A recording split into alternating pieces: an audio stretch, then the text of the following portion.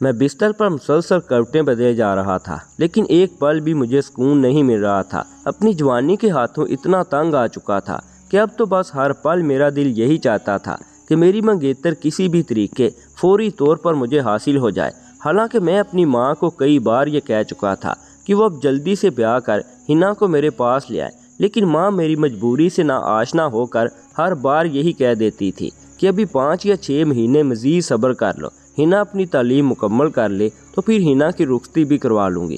لیکن میں اپنی اماں جان کو یہ بات کیسے باور کراتا کہ ہر رات مجھ پر کس قدر قیامت ڈھا رہی ہے؟ اور پھر جب میں اپنی خوبصورت منگیتر ہنا سے فون پر پیار بھری باتیں کرتا تو میرے جذبات مزید بے قابو ہو جاتے تھے، اور پھر جب میں خود کو تسکین دینے کے لیے ہنا کے ساتھ باتوں ہی باتوں میں اخلاق سے گری ہوئی باتیں کرنے لگتا تو ہنا فوراً ہی خاموشی سے فون بند کر دیا کرتی تھی اور میں یوں ہی تڑپتا رہ جایا کرتا تھا۔ اسی لیے آج میں نے غصے سے ہنا سے فون پر بات بھی نہیں کی تھی، اور کئی گھنٹوں تک میری آنکھوں سے نیند کوسوں دور جا چکی تھی۔ اور پھر ایک دن آدھی رات کو میرے دل نے بالآخر مجھے اتنا مجبور کر دیا تھا کہ بس جو بھی ہو میں ابھی ایک نظر ہنا کو دیکھ لوں۔ ویسے بھی ہنا سے ملے ہوئے مجھے کافی مہینے گزر چکے تھے، لیکن اس وقت بھی میری دال نہیں گلی تھی۔ ہمارے رواج کے مطابق اپنی منگیتر سے بلا جھجک ملنے کو بہت برا تصور کیا جاتا تھا، حالانکہ ہنا کا گھر ہمارے گھر سے تھوڑے ہی فاصلے پر تھا۔ اسی لیے میں رات کے تقریباً 12 بجے کے قریب خاموشی سے اپنے کمرے سے نکلا اور سیدھا ہنا کے گھر پہنچ گیا۔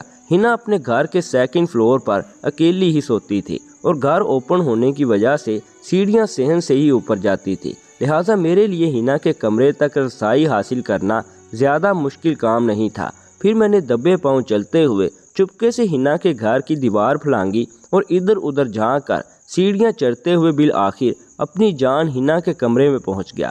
لیکن اس وقت ہنا کے کمرے کی لائٹ آن ہی تھی، یقیناً وہ جاگ رہی تھی، اور میرے اندازے کے مطابق وہ اسٹڈی کر رہی تھی، کیونکہ اس کے عن قریب امتحانات ہونے والے تھے، اور ان امتحانات کے بعد ہی میری اس سے شادی طے ہونی تھی۔ میں صرف ہنا کے حسین وجود پر ایک نظر ڈالنے کا خواہشمند تھا۔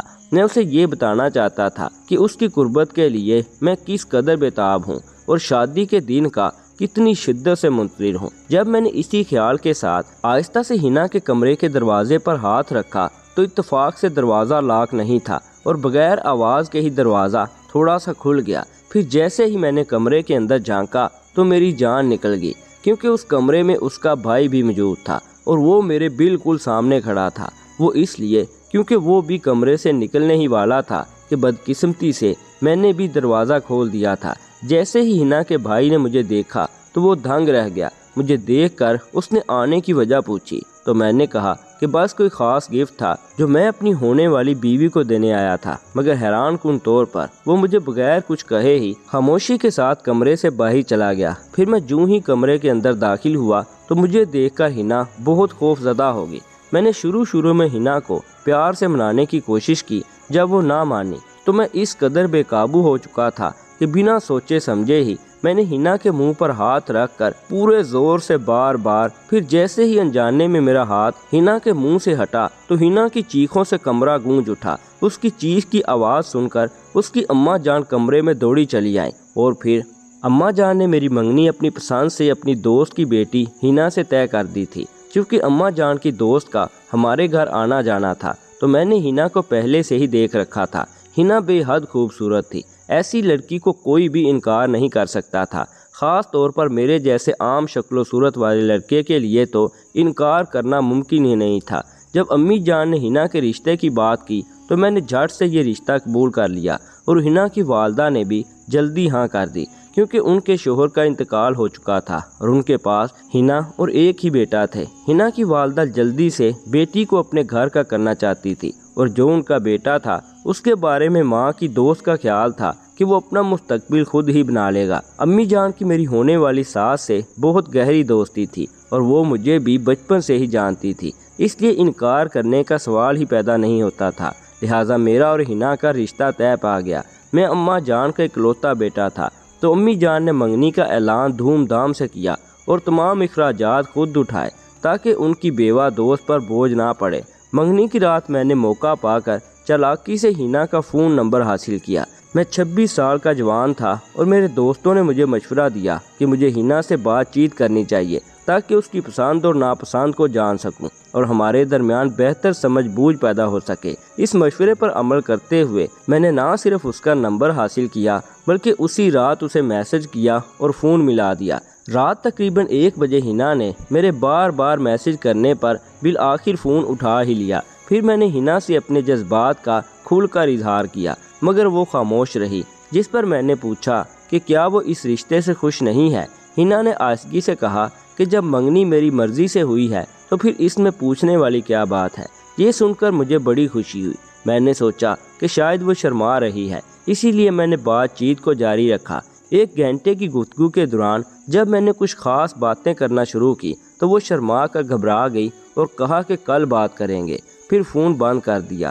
اس کی یہ ادا مجھے بہت پسند آئی اور میں اگلی رات کا مزید بے تابی سے انتظار کرنے لگا۔ اگلی رات تقریباً 2 بجے میں نے دوبارہ اسے فون کیا۔ اس نے فون اٹھایا اور کہا کہ وہ مصروف ہے، بعد میں بات کرے گی۔ اگلی رات تقریباً 2 بجے میں نے دوبارہ اسے فون کیا۔ اس نے فون اٹھایا اور کہا کہ وہ مصروف ہے، بعد میں بات کرے گی۔ حیرت سے میں نے پوچھا کہ رات کے اس وقت وہ کہاں مصروف ہے۔ تبھی میں نے اس کے پیچھے سے اس کے بھائی کی آواز سنی اور فون فوراً بند کر دیا، کیونکہ ہنا نے مجھے پہلے ہی بتا دیا تھا کہ اس کے گھر میں ان باتوں پر سخت پابندی ہے اور اس کا بھائی سخت مزاج ہے۔ اگر بھائی کو ہمارے رابطے کا پتہ چل گیا تو وہ مجھ سے فون چھین لے گا، اس لیے میں نے خاموشی سے فون بند کر دیا۔ اتنی رات کو ہنا کا بھائی اس کے ساتھ کیا کر رہا تھا، یہ سوچ کر میں کچھ پریشان ہو گیا تھا۔ تقریباً 3 بجے ہنا نے مجھے خود ہی فون کیا۔ ہنا کی آواز میں تھکن اور سانس میں اتنی بے ترتیبی تھی کہ جیسے بات کرنا بھی اس کے لیے مشکل ہو۔ وہ کہنے لگی کہ میں نے آپ کو خدا حافظ کہنے کے لیے فون کیا کیونکہ میں نے فون اچانک بند کر دیا تھا۔ جب میں نے پوچھا کہ وہ 2 گھنٹے سے کہاں مصروف تھی تو پہلے تو وہ خاموش ہو گئی، پھر بولی کہ بھائی آئے تھے اور ان کا اسائنمنٹ بنوا رہی تھی۔ اس کی یہ بات سن کر مجھے تسلی ہوئی اور پھر ہم نے کچھ دیر بات چیت کی۔ پھر میں نے اپنے بھڑکتے ہوئے جذبات کا اظہار کرنے کی کوشش کی تو ہنا نے اچانک خدا حافظ کہہ کر فون رکھ دیا۔ اب یہ سلسلہ روزانہ ہی چل نکلا تھا کہ میں ہر رات اسے فون کرتا، مگر جیسے ہی کوئی مزے کی بات شروع کرنے لگتا تو وہ جلدی سے فون بند کر دیتی۔ کبھی کبھی وہ کہتی کہ بھائی کے ساتھ کوئی کام کرنا ہے اور بات ادھوری چھوڑ کر فون رکھ دیتی۔ یہ بات مجھے بری لگنے لگی تھی۔ میں امی جان کے سامنے بار بار یہی درخواست کرتا کہ میری اور ہنا کی جلد شادی کروا دے، مگر اماں جان کا کہنا تھا کہ پہلے ہنا کی پڑھائی مکمل ہو پھر شادی ہوگی۔ میری ساس کے مالی حالات بھی کچھ اچھے نہیں تھے، اس لیے اماں جان چاہتی تھی کہ وہ کچھ تیاری کر لیں۔ اب میری منگنی کو 2 مہینے گزر چکے تھے اور فون پر بات کرنے سے میرا دل نہیں بھرتا تھا، الٹا مزید بے چینی بڑھ گئی تھی۔ میرے دوستوں نے مشورہ دیا کہ کالج سے واپسی پر ہنا سے ملاقات کر لو، اسے لے کر کہیں چلے جانا اور پھر اسے گھر چھوڑ دینا۔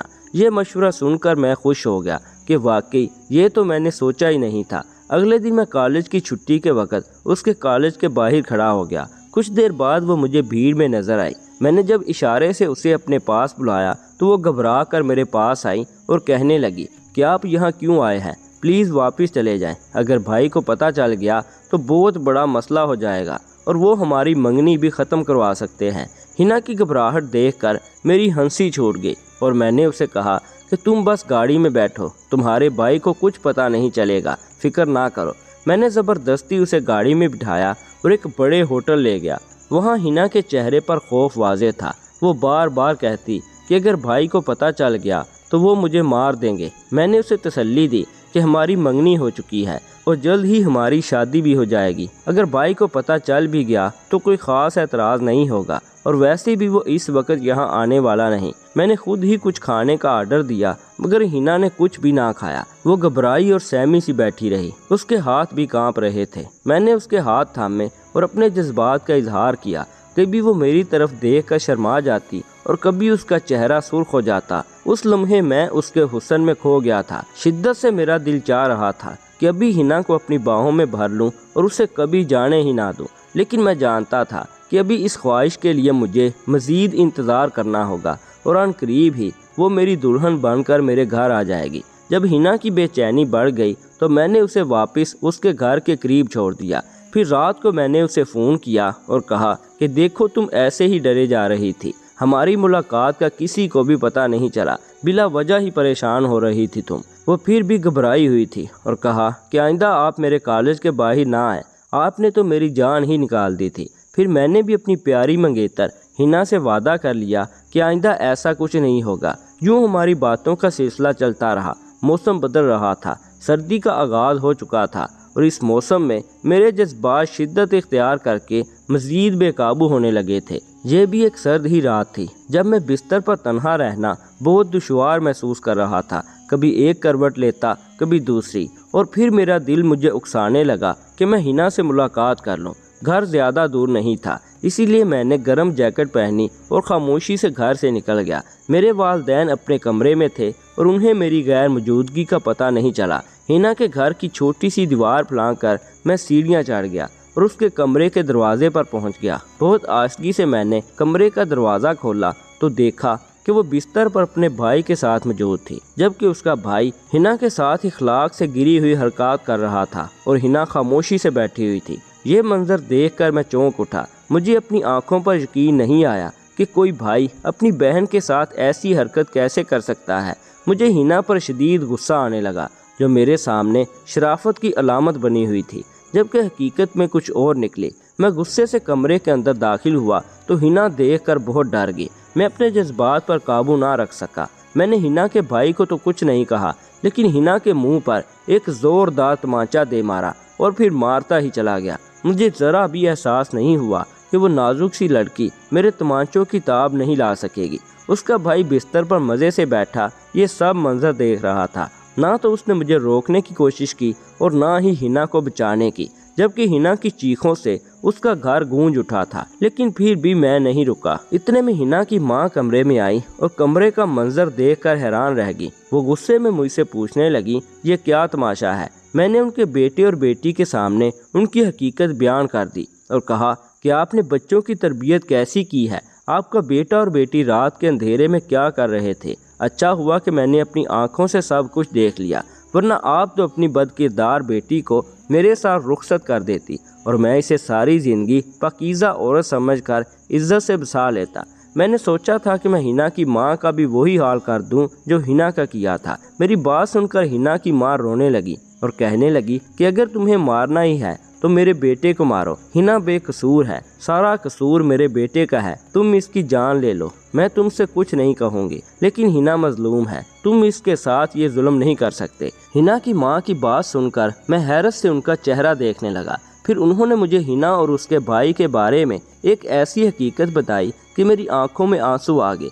मैं बेयकीनी से कभी हिना को और कभी उसकी माँ को देखने लगा। हिना बेचारी बुरी तरह कपकपा रही थी। वो बिस्तर पर बैठी थी और उसका पूरा वजूद लर्ज रहा था और आंखों से आंसू बह रहे थे। उसने अभी तक मेरी तरफ नज़र उठाकर नहीं देखा था और मैं शर्म के मारे पानी पानी हो गया। मैंने मजलूम लड़की के साथ बड़ा जुल्म कर दिया था। मैंने हिना के आगे हाथ जोड़ दिए और कहा कि मुझे माफ़ कर दो, मुझसे गलती हो गई है। वो बेचारी कुछ कहे बगैर सिसकती जा रही थी। मैंने हिना की माँ से कहा कि अब मैं मज़ीद इंतज़ार नहीं करूँगा, बल्कि कल ही मेरा और हिना का सादगी से निकाह करवा दे।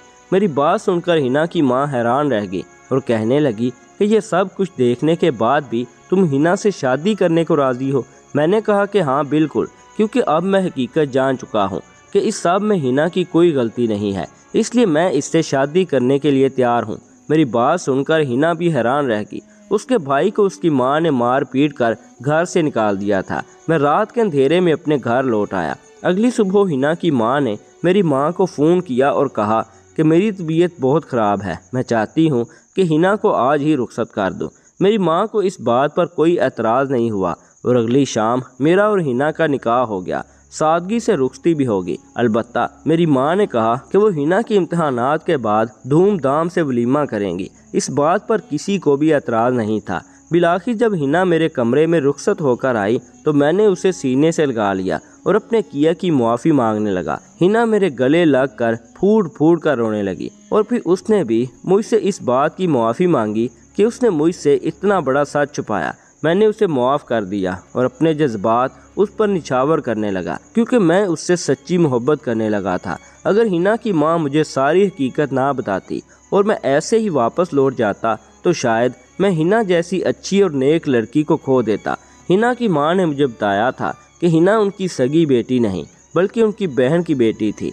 बहन के इंतकाल के बाद हिना की माँ ने उसे गोद ले लिया था, लेकिन उन्होंने ये बात किसी को भी नहीं बताई थी। हिना एहसास से कमतरी का शिकार ना हो, उन्होंने अपने सगे बेटे और हिना को एक साथ पालना शुरू किया, लेकिन उनका बेटा बुरी आदतों का शिकार होता चला गया। फिर एक रोज उनके बेटे को पता चल गया कि हिना उनकी सगी बहन नहीं है। उसी दिन से वो हिना को तंग करने लगा और अपनी माँ से कहता कि ये आपकी सगी बेटी नहीं है तो इसे घर से निकाल दे। आप क्यों अपनी मोहब्बत और तवज्जो उस पर लुटाती हैं? आपकी सारी मोहब्बत और तवज्जो का हकदार सिर्फ मैं हूँ। हिना के सौतेले भाई को उससे नफरत हो गई थी और आहिस्ता आहिस्ता उसने इसी नफरत को हिना पर निकालना शुरू कर दिया। कभी वो रात के अंधेरे में हिना के कमरे में जाकर उसे डराता तो कभी दिन की रोशनी में उसे मार पीट का शिकार करता। फिर जब हिना जवान हुई तो वो बहाने से हिना को हरासा करने लगा। हिना भी ये बात जान गई थी कि शाहिद उसका सगा भाई नहीं है, इसीलिए वो खौफजदा रहने लगी थी। मगर यह हकीकत ना तो हिना ने किसी को बताई और ना ही उसकी माँ ने कि शाहिद और वो सगे बहन भाई नहीं है। हिना की माँ को बदनामी का डर था कि एक जवान लड़की को वो अपने जवान बेटे के साथ घर में रखती तो लोग बातें बनाते। इसी सोच में उन्होंने खामोशी इख्तियार की और हिना का रिश्ता मुझसे तय कर दिया ताकि जल्द अज जल्द उसकी शादी कर दें। मगर उनकी ये खामोशी उनके हक में बहुत भयानक साबित हुई, क्योंकि हर गुजरते दिन के साथ उनके बेटे की मनमानियाँ बढ़ती चली गई और वो आधी रात को हिना के कमरे में आकर उसके साथ गलत हरकत करने लगा। मज़ीद ये कि हिना के भाई को पता चल गया कि मैं उससे फ़ोन पर बात करता हूँ और अपने जज्बात बयान करता हूँ। उसने इस बात का पूरा फ़ायदा उठाया और हिना को ब्लैकमेल करने लगा कि अगर हिना ने खुद को उसके सुपुर्द ना किया तो वो ये बात मुझे बता देगा कि हम सौतेले बहन भाई के दरमियान नाजायज़ ताल्लुकात हैं। हिना बेचारी हालात से इस कदर मजबूर हुई कि वो अपने भाई की ब्लैकमेलिंग में आ गई और अपनी मर्जी से अपने वजूद को अपने भाई के हवाले कर दिया। ऐसा करके वो खुश नहीं थी, मगर वो अपने और मेरे रिश्ते को बचाना चाहती थी। मेरी खातिर वो ये सब कुछ बर्दाश्त करती रही और उसने कभी किसी से कुछ न कहा। जब मैं उसके कमरे के दरवाजे पर पहुंचा तो वो अपने भाई के अताब का शिकार थी और जैसे तैसे उसकी मनमानियाँ झेल रही थी। उसका भाई अपने जज्बात की शिद्दत उस पर निशावर कर रहा था और मैं ये सब देखकर अपने होश खो बैठा था। मैंने बगैर सोचे समझे हिना को गलत और बज़ात समझकर मार पीट शुरू कर दी, हालांकि असल कसूरवार उसका भाई था। अगर हिना की माँ मुझे ये सारी सच्चाई ना बताती तो शायद मैं हिना को छोड़ चुका होता, मगर सच जानने के बाद मैंने फैसला किया कि मैं बिला वजह हिना को मज़ीद ज़िल्लत का शिकार नहीं होने दूंगा, क्योंकि वो पहले ही बहुत सितम झेल चुकी है जबकि उसकी कोई गलती भी नहीं थी। लिहाजा इसीलिए मैं उसे अपनी इज्जत बनाकर घर ले आया था। रही बात हिना के उस दरिंदे और नाम नेहाद भाई की, तो हिना की अम्मी जान ने उसे मार पीट कर घर से निकाल दिया था। हिना के भाई ने बहन भाई जैसे पाकीज़ा रिश्ते को बर्बाद कर दिया था। अगर वो भाइयों की तरह रहता तो हिना की नज़रों में सुरखरू होता।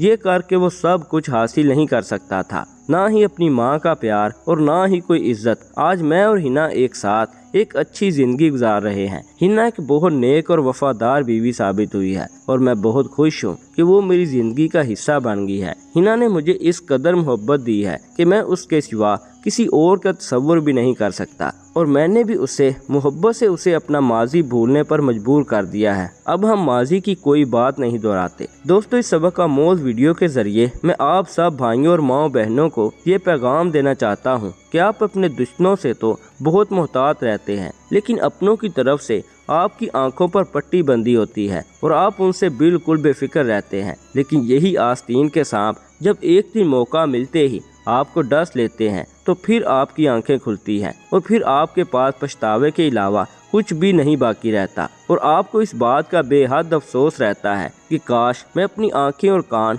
अपनों के लिए भी एहतियातन खुले रखता तो आज मुझे ये दिन ना देखना पड़ता। दोस्तों, आजकल दौर ही ऐसा आ गया है कि हम में से अक्सरियत के दिलों में रिश्तों का तकद्दुस बाकी नहीं रहा और ये हमारे लिए बहुत ही काबिल अफसोस बात है। इसलिए हर वक्त अपने इर्द गिर्द से मोहतात रहें और आंखें और कान खुले रखें, वरना आपकी आंखों पर बंधी हुई ये एतमाद की पट्टी एक दिन आपका कोई अपना ही खुद ही उतार देगा। और घर हो या बाहर, पर्दे के मामले में कभी भी कोताही से काम ना लें और औलाद की तरबियत पर भी ख़ास तवज्जो दिया करें।